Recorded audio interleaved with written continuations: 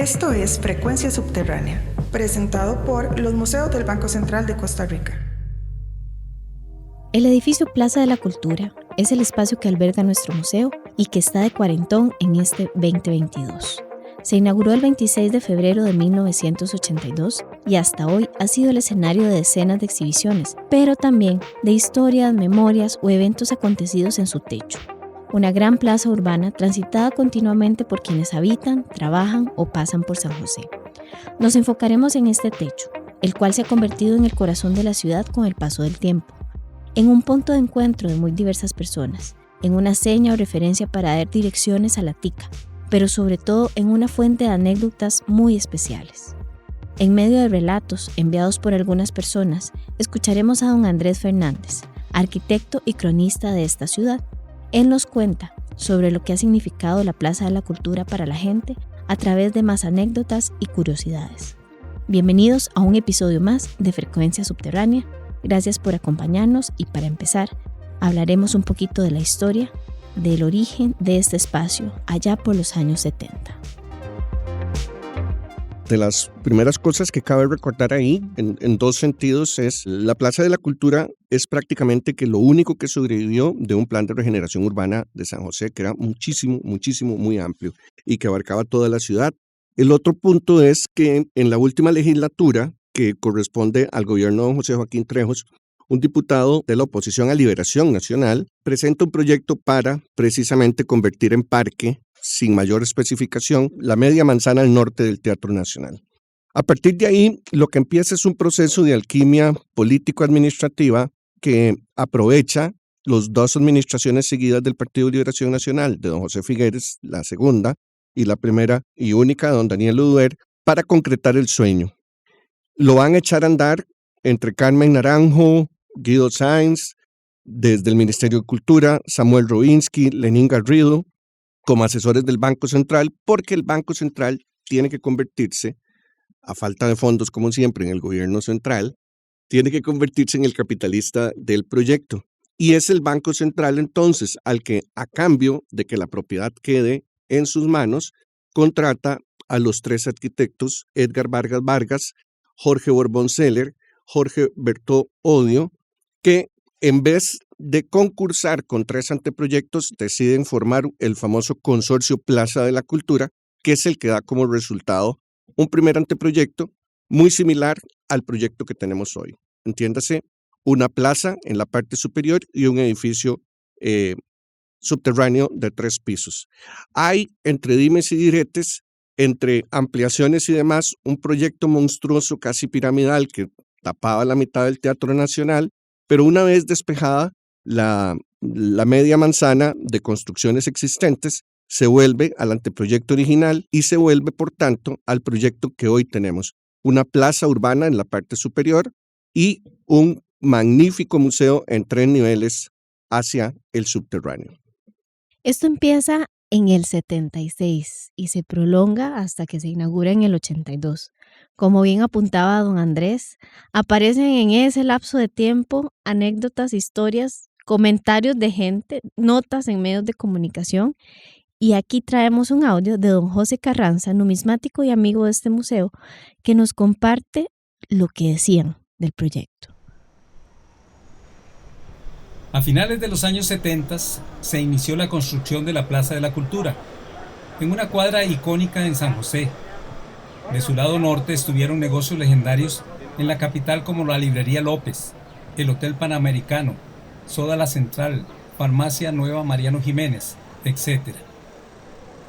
Cuando ya habían excavado unos 50 metros de profundidad, se dio la noticia de que habían roto una vena del volcán Irazú. Y esto fue un caos. Todos íbamos a observar la vena rota del volcán Irazú.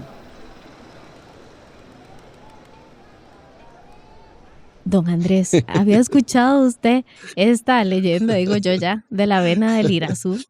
Sí, eso pasa de anécdota a leyenda y a una leyenda urbana, vamos, ya así, de carácter tectónico. El nivel inferior, precisamente donde estamos, no en balde, son anécdotas subterráneas, está a 12,5 metros bajo el nivel, digamos, promedio de la avenida central. y no se excavó más allá de 15 metros.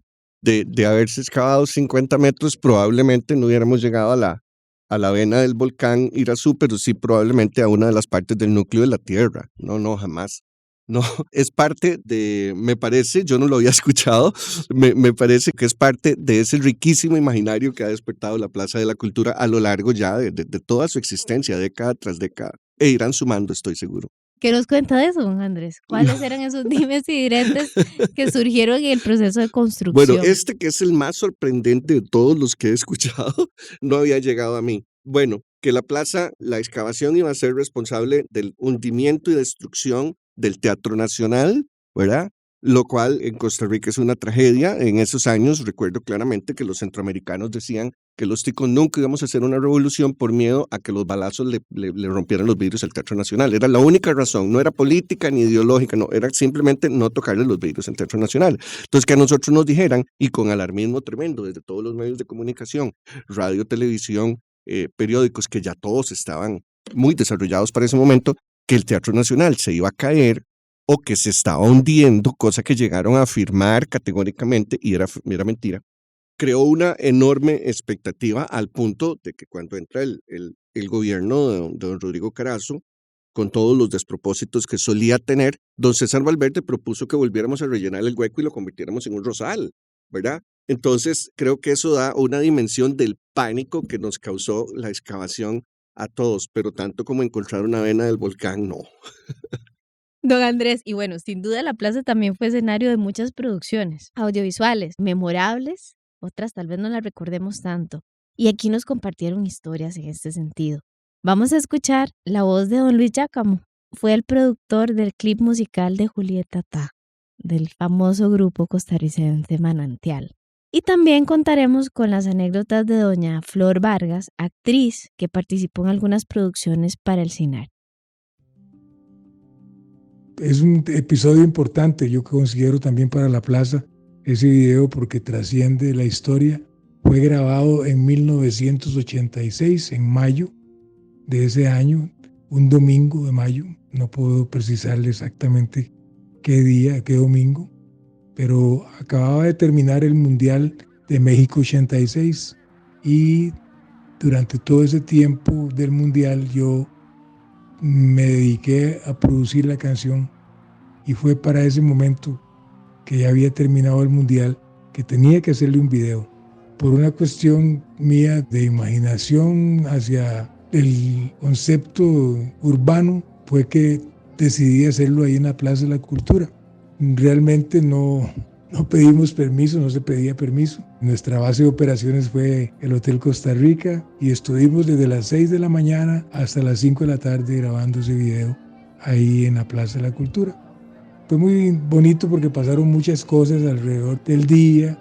La gente vio cómo se armó un equipo de sonido de un conjunto musical y el mismo público, sin querer nosotros que así se diera, pero pues tenía que darse. Cuando se reúne a alguien a hacer algo, la gente pues tiende a ponerle cuidado y atención. La gente nos rodeó y se sentó y compartió y aplaudió, que es todo lo que se ve en el video, ¿verdad? Era gente muy joven, eran padres con sus hijos que salían el domingo a pasear y que otros venían de la sabana. Lo importante fue que el video quedó muy bien producido, nos costó $1 millón en ese tiempo y lo hicimos con una sola cámara. Y bueno, el éxito ya usted lo conoce.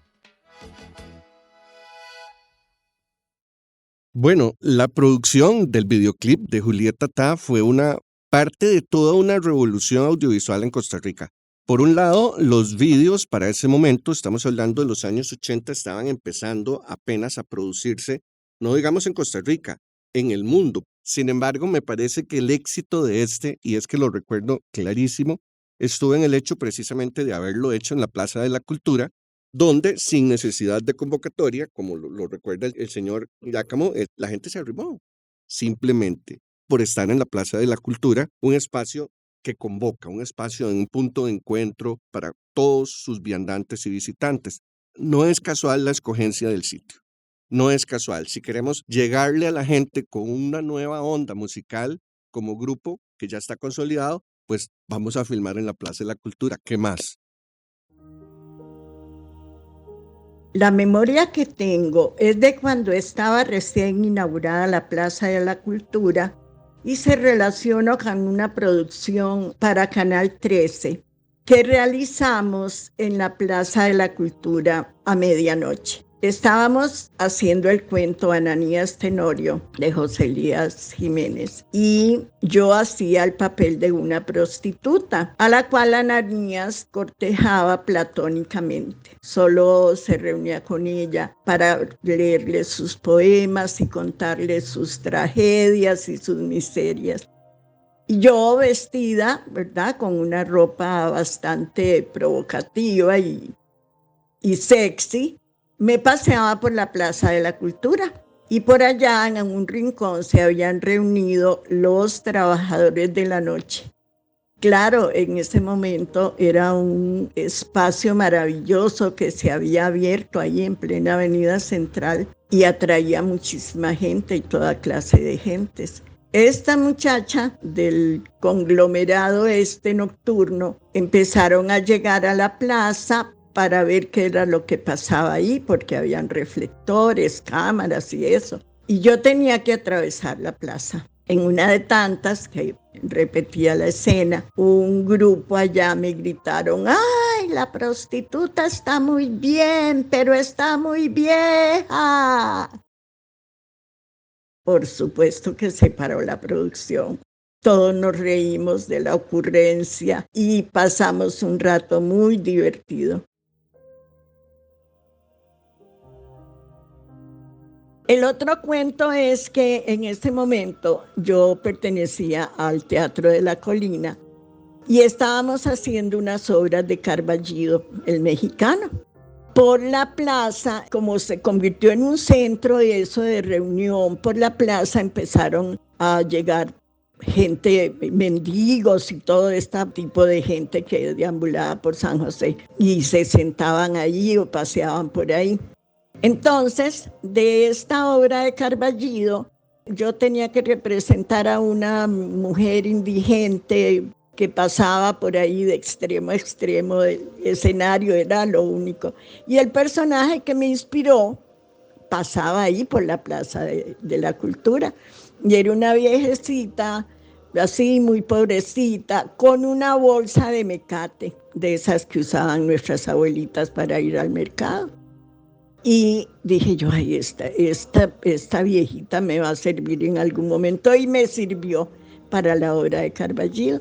Y yo nada más atravesaba el escenario de un lado para otro y decía: peso para la leche, con la bolsa de marras y un chupón en la mano. Este personaje, inspirado en uno de los personajes que deambulaban ahí por la plaza, ha sido anecdótico en mi familia, ¿verdad? Todo el mundo se acuerda de esa gran actuación que hice, que no duraba ni 20 segundos. Y don Andrés, doña Flor nos habla de 2 episodios de su vida como actriz. Hay algo importante que ya hoy difícilmente sucede. Venir a San José en la medianoche es, bueno, primero arriesgarse a perder la vida, ¿verdad? Y en nada bueno tiene que andar uno, porque, ¿verdad?, venir en la noche a San José, como que no. Yo lo que rescataría, aparte de la jocosidad de la anécdota con doña Flor, una persona tan respetable como actriz y conocidísima de todos nosotros en el medio, haciendo de prostituta en la Plaza de la Cultura, es que efectivamente la Plaza de la Cultura se volvió un lugar donde se paseaban prostitutas y transvestis, cosa que hoy se nos vuelve inimaginable. Los transvestis se han vuelto una cosa marginal en las orillas norte y sur de la ciudad. Las prostitutas ya no se ven en el centro de la ciudad, y eso nos dice del cambio que ha tenido San José. Y si la Plaza de la Cultura convocaba, como ella dice, trabajadores nocturnos, ¿quiénes eran los trabajadores nocturnos? Recolectores de basura, taxistas, cuidacarros, porque la ciudad tenía vida. Quiere decir que cuando se inauguró la Plaza de la Cultura, por lo menos en la década del 80, San José todavía tenía vida. Eso es lo que yo rescataría de esa anécdota. Hoy probablemente un equipo de Canal 13 viene a filmar algo a medianoche en la Plaza de la Cultura y tiene que traerse un destacamento de policías para que no les roben todo el equipo, ¿verdad? Entonces, eso es lo que yo rescataría de eso que me parece realmente jocoso, pero de verdad jocoso. Doña Flor también nos comentaba, don Andrés, de esa referencia de personas de la calle que le Sí, sirvieron a ella y pues con esto también podemos dar pie a hablar un poquito de personajes de la sí, plaza. claro. Yo, el que más recuerdo, porque me tocó vivirlo mucho, fue el famoso tango, que nuevamente en un cambio de escenario, lo hemos comentado en otras ocasiones, eh, el centro de la ciudad pasa del Parque Central, el escenario de tango, y tango se viene para la Plaza de la Cultura. Creo que eso es sumamente significativo. O sea, ya tango solo actuaba de, no sé, para 4 personas muy mayores en la enramada. Cuando se viene a la Plaza de la Cultura, tiene como un segundo aire el personaje. Sí, y así probablemente han de haber habido más, ¿verdad? Don Andrés, para que quienes nos pueden escuchar de otros lugares, háblenos un poquito más de tango. ¿Quién era y cómo era? Sí, Algunos lo perdón, recordamos. sí, perdón. Tango era un personaje josefino. Realmente yo nunca he sabido de dónde salió Tango, pero jugaba con una bolita de tenis y hacía lo que llamamos los ticos series, es decir, mantener la bola en el aire a base de todo su cuerpo. Y era una cosa realmente extraordinaria, al punto que una marca deportiva que se llamaba Maracaná, como el estadio brasileño, lo llegó a patrocinar. Tango andaba una camiseta de Maracaná, precisamente porque Maracaná algo le financiaba para que le anduviera haciendo su propaganda. Y era realmente una cosa impresionante, podía uno durar hasta 1 hora, hora y media. Yo en alguna vez hice el ejercicio, yo no tengo paciencia para los deportes, pero hice el ejercicio de quedarme y la bola no tocó el suelo. Tango la pasó literalmente por todas las partes de su cuerpo que uno pueda creer. Aquella bola rodó, picó, se estuvo quieta, etcétera, en todo su cuerpo. El tipo era un atleta impresionante. Era una bola de tenis, no era una bola grande, era una bolita de tenis. Todavía tiene más mérito entonces. Claro, porque el área de roce es menor, entonces era realmente impresionante. Y así tienen que haber habido más. Yo recuerdo claramente a Tango, recuerdo a algunos otros vendedores, al Chepito yo lo recuerdo, pero eso sería de no acabar, porque estoy seguro que muchísima gente josefina tenía algún personaje además visto tal vez desde otra perspectiva. Hablemos de Chepito, desde la voz de don José Carranza. Mis mejores recuerdos de la Plaza de la Cultura se remontan a inicios de los años 80, cuando conocí a don José, popularmente conocido como don Chepito, un señor muy noble, educado, que en la esquina noreste de la recién inaugurada Plaza de la Cultura se ubicaba donde habría 2 álbumes llenos de billetes de Costa Rica antiguos. Con él fue que ingresé en el universo numismático costarricense. Siempre fue tan honesto y deseoso de compartir sus múltiples conocimientos, que en aquella época, por allá de 1981, era muy escasa.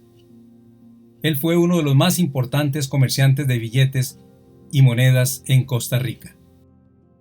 Chepito nos alude a la numismática, al coleccionismo de monedas y billetes y cómo empezó esto en la plaza, pero pues evidentemente esto tiene también un papel importante dentro del edificio con nuestras exhibiciones de monedas, billetes y las otras exhibiciones que también abarcan las colecciones de arte y arqueologías realizadas en el museo. Estas o algunas de estas tuvieron eco en este espacio urbano del que estamos hablando hoy, así que escuchemos algunas anécdotas.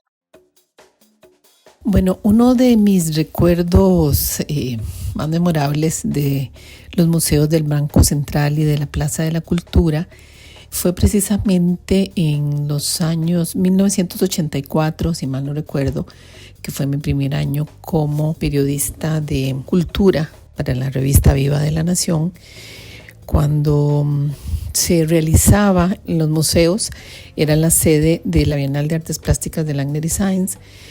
Y si mal no recuerdo, ese año lo ganó Lil Mena con una obra de batik, que era una pieza hecha en tela con una superficie grande y demás, y se armó un escándalo.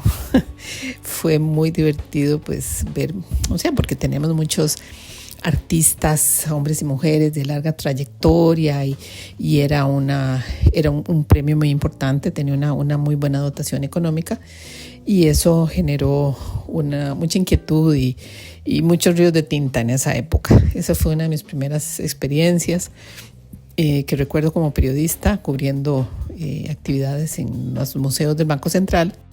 No olvido 2 exposiciones muy bellas porque siempre he acudido con frecuencia a los museos a ver lo que allí se expone.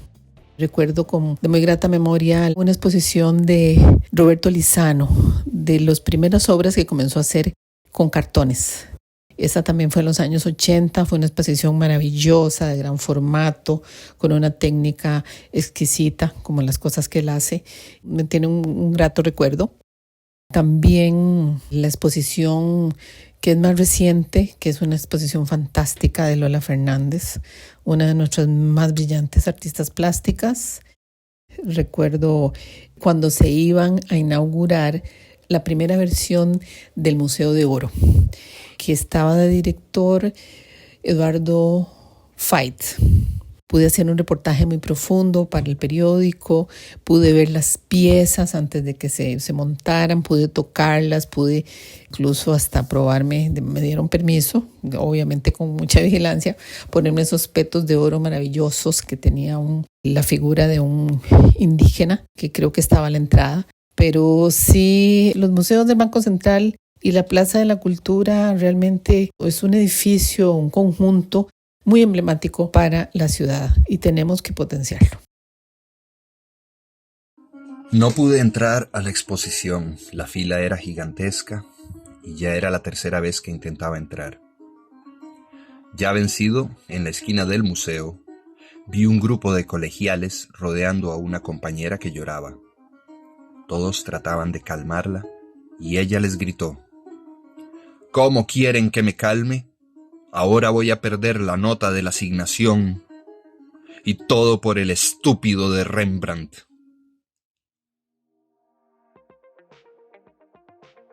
Escuchábamos las voces de David Calderón, un artista polifacético, actor, bailarín, con mucho talento para la música. Él nos cuenta una de estas historias y también escuchábamos la voz de Thais Aguilar, también una periodista de larga trayectoria, como ella lo cuenta. De estas historias recordamos Los Filones también para ver la exhibición de Rembrandt en el 2008.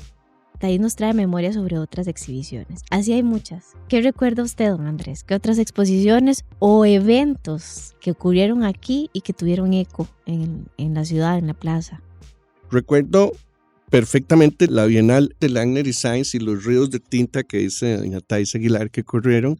La causa esencial que se argumentaba en esos años, yo estaba jovencillo, era que eso no era pintura, en lo cual yo estoy de acuerdo como crítico. O sea, el batik no es pintura, no sé qué tenía que estar premiando un batik, pero bueno, eso puede quedar ahí forever and ever dando vueltas.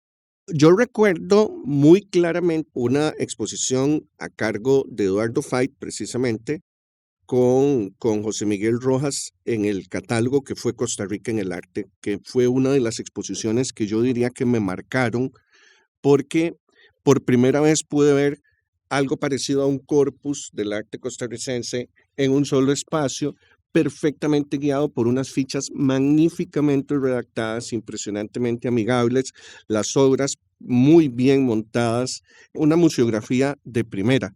Eso en Costa Rica no se veía. Y eso que ya estaba el Museo de Arte Costarricense.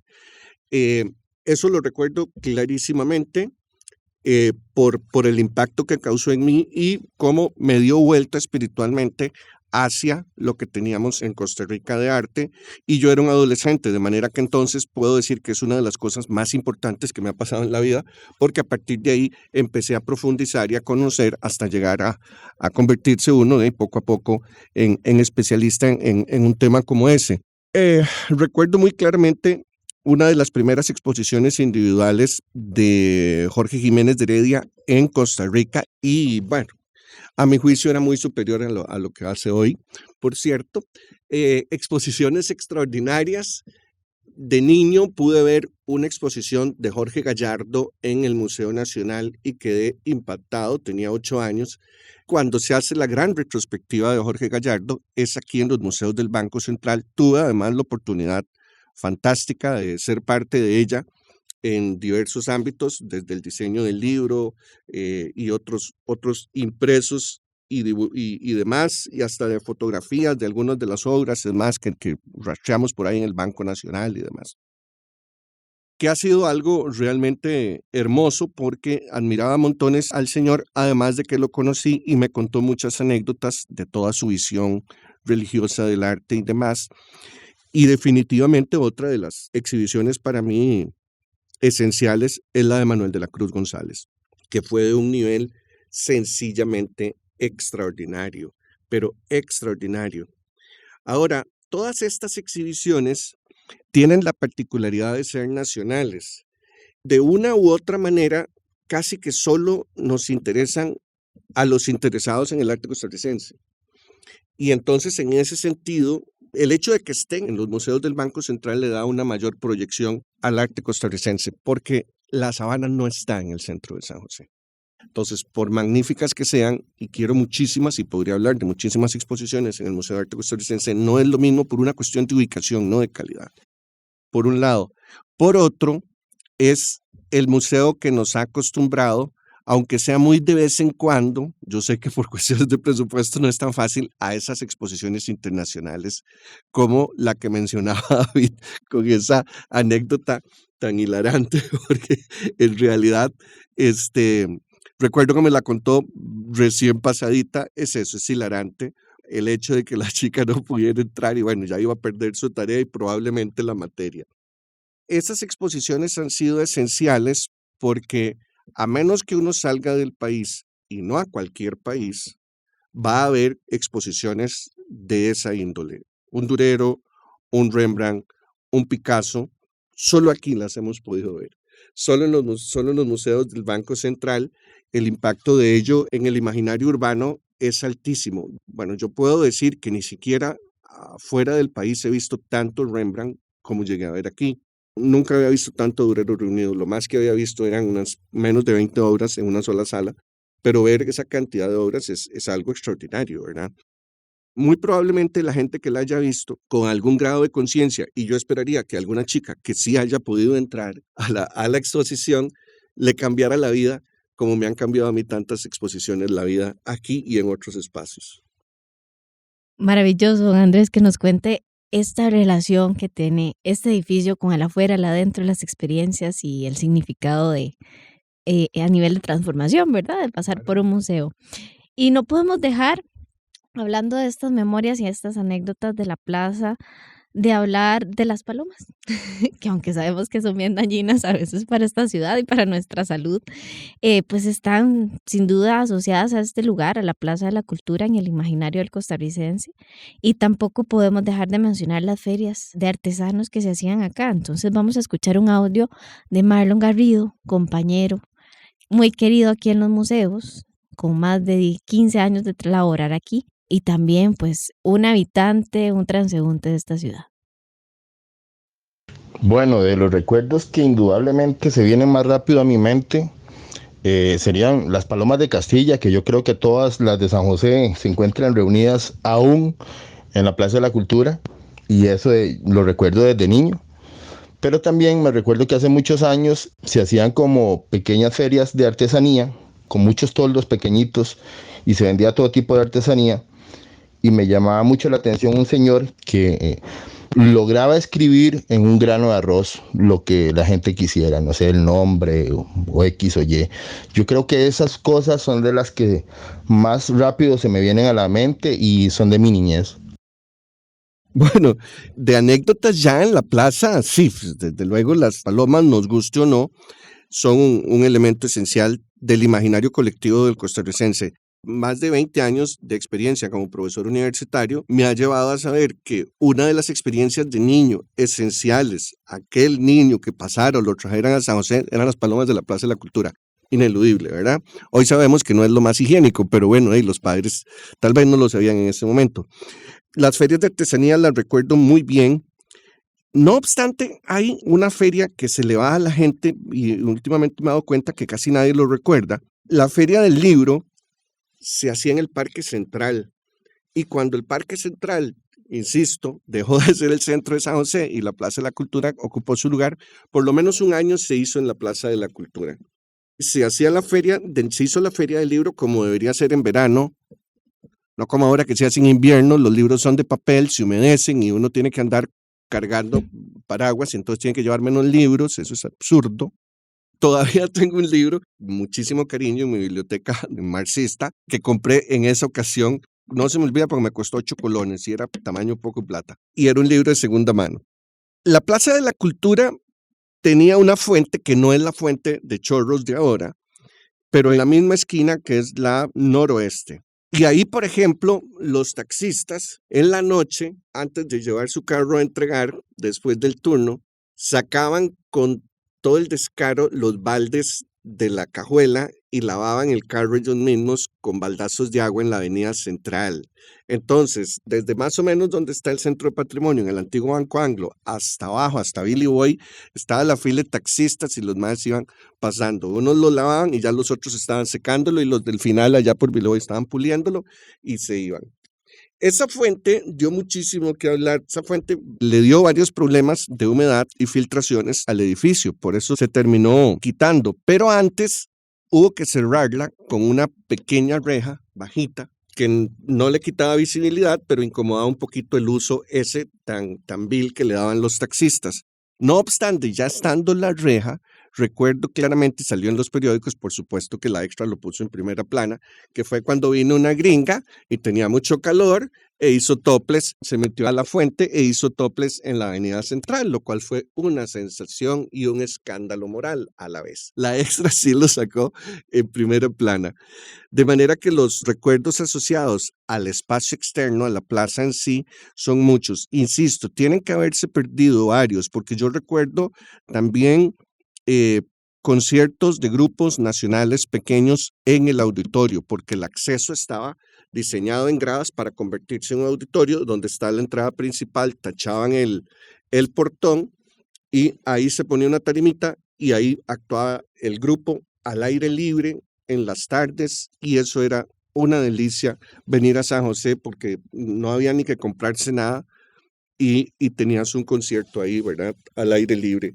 La plaza, pienso que Costarricense en general, Josefina en particular, le tomó mucho cariño desde el principio y lo digo por algo que para mí es sintomático y con eso termino.